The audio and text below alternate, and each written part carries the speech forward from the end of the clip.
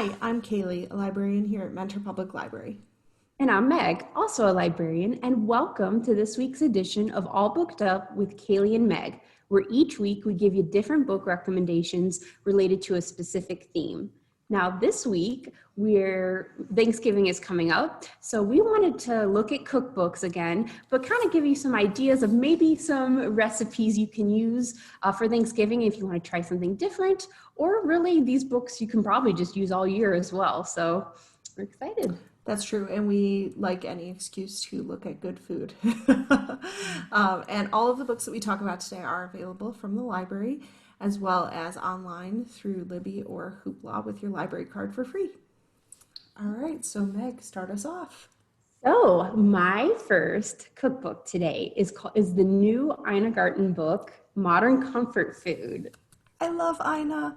I know, me too. So I'd be surprised if you don't know. Anyone who doesn't know, Ina is from the Barefoot Contessa, the Food Network cooking show. We love her. She's great. And I believe I read that this is her 12th cookbook. Oh So my she's gosh.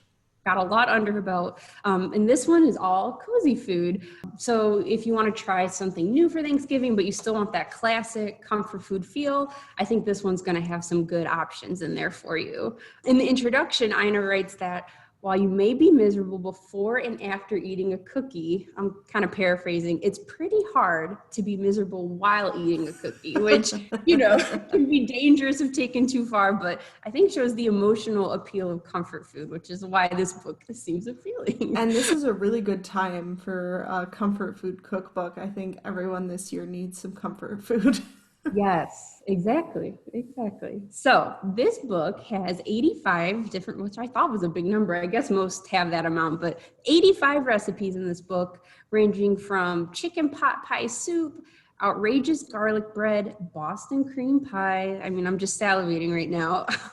But some of the coolest ones, I thought, had an extra ingredient or element that I hadn't thought of. So there was a cheddar and chutney grilled cheese, which I'm not even really that sure what chutney is, but it sounded good.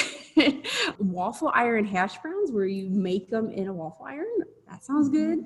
And then finally, some potential Thanksgiving ones, if you're looking for something very Thanksgiving-y, Tuscan turkey roulade, English roasted potatoes, and applesauce cake with bourbon raisins. So these are just making me very hungry right now, but anyway, we can't have Ina's lovely kitchen in the Hamptons, but we can have some of her cozy food. So Oh, absolutely. That sounds really good. I know it. Uh, We're gonna have to eat after this or something. Absolutely. Well, my first cookbook is kind of leans into that comfort food idea. It is the Taste of Home slow cooker throughout the year. And I love my slow cookers. I have two, a small one that's perfect for like dips or dinner for two, and one that's bigger for bigger meals and things. And I just find the slow cooker so convenient to set up, go to work, come home, and dinner's done. But it's Yeah, also super useful for Thanksgiving when your stovetop and oven are in use, and it's nice to be able to convert some recipes for that. yeah. And flipping through this cookbook for inspiration, there were so many yummy things that I want to make. And the book is organized by seasons, Ooh, and then subcategorized into different categories like appetizers, side dishes, entrees, soups, and desserts. And so for today, I'm like honing in on that autumn section, yes. because Thanksgiving. And normally this time of year, I would be hosting about a dozen friends over for my annual Friendsgiving celebration. Basically, an excuse to have two Thanksgivings every year. But this year is obviously a little different. So some of the recipes in here I might be filing away for future Yeah. Friendsgivings. And at this gathering, everyone usually brings something, and there's always so much food.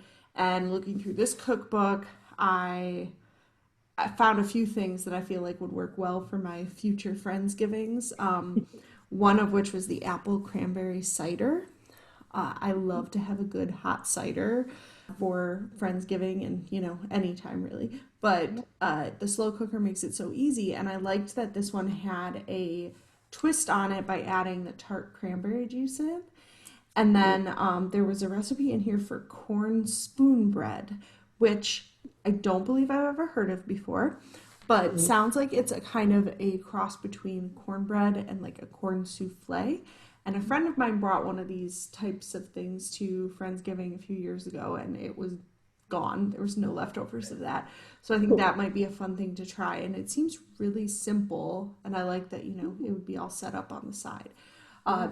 The cookbook also has a bunch of good soups and desserts, like dump cakes and things that you just throw everything in, and there it is. So this would be a great one if you're looking for stuff to use your slow cooker for. Oh, that sounds, all those things sounded delicious. Here is my embarrassing secret. I've never used one before, so you really got me interested in using one. Sounds like it's very versatile, so I They're like that. amazing. Yeah, I know. Hey, you're looking at someone who really is bad at cooking, so Oh, but I love my kitchen gadgets. yeah, yes, yes. So my next one is the Meat-Free Monday Cookbook, edited by Annie Rigg. So anyone who's not familiar with the Meat Day Monday initiative, it was actually launched in 2009 by Paul McCartney and his daughters Stella and Mary, with the aim of, among other things, encouraging people to improve their health by having at least one plant-based day each week. So basically, one day of the week, you wouldn't eat meat, you would try to eat plant-based foods, and that would be Monday. So this cookbook is kind of formatted really cool. It's like it takes the idea of if you wanted to try and do meat-free Monday, it gives you 52 Mondays, a whole Oh, menu. So breakfast, lunch, snack, dinner. It gives you a whole plan. So you can go through the whole year. It's kind of done like the seasons. There's the spring, summer, winter, autumn. And I'm not a vegetarian myself. That being said, I'm not the hugest fan of meat. So I think there's a lot in here. If you're planning not to use meat in your Thanksgiving meal this year, or you can't, or whatever, or you just want to look for some more sides or more vegetable based things, there's a lot of good options in this book, I think. So some of the cool ones from the autumn and winter chapters of the book are the eggplant casserole with pomegranate, pasta, sun-dried tomatoes and olives, vegetable lasagna, which I've always wanted to try but never have. oh, veggie Um, lasagna can be very good. yeah, absolutely. And winter minestrone and tomato baklava. I thought baklava was just sweet, so that sounded really Ooh, interesting. that's a fun twist. Yeah, exactly. So there were a lot of good looking recipes in here, even ones where I hadn't heard of the dish before. So it like sparked my curiosity, whereas the other one, the comfort food one, I recognized everything and wanted to make it immediately. This was more intriguing. So that was a fun. That's cool. Yeah, Yeah. I think the idea of the meat-free one day a week is very easy, and it also helps your budget a bit too, because meat can be Yeah. expensive. Yeah. But so I'm always looking for good ideas of any meals. So my last one is called A Year of Pies by Ashley English, because for Thanksgiving I had to pick a pie cookbook. Yes. And this one certainly does not disappoint. It is organized by seasons, and it gives you pies that have their ingredients during their like peak time seasonally. And I love this cookbook for a number of reasons. And one is the layout, because before you even jump into the recipes, the author gives this advice on all these different baking supplies and why to use them. And as someone who watches a lot of baking shows but doesn't necessarily bake the hard things, I Yeah. appreciated her really breaking everything down right at the Okay. beginning, Yeah. especially some of the tools that I've seen people use on TV but never really did myself. Yeah. And she also starts the recipe section off with the basic pie crusts that are referenced throughout the rest of the book, which makes it much easier to read because you can just flip back and find the specific pie recipe without her having to write it out like 12 times. And the photography for these pies is just mouth-watering. So let me tell you a couple of the things in here that I want to make and would think would be Yes. good for Thanksgiving. There's a caramelized onion and blue cheese galette, which a galette is sort of like a free-form pie made on a baking sheet. And this is in the summer section, and it's technically like not a pie, but I think it would make a really good appetizer. And it has this book has sweet and savory recipes, which is really cool. So I think that this would make a really good addition to like cocktail hour or appetizers, and caramelized onion and blue cheese go so well together. So I think this one is just inspired. Uh, and then, of course, there is a dessert pie here, the ginger snap pumpkin pie with candied pumpkin seeds.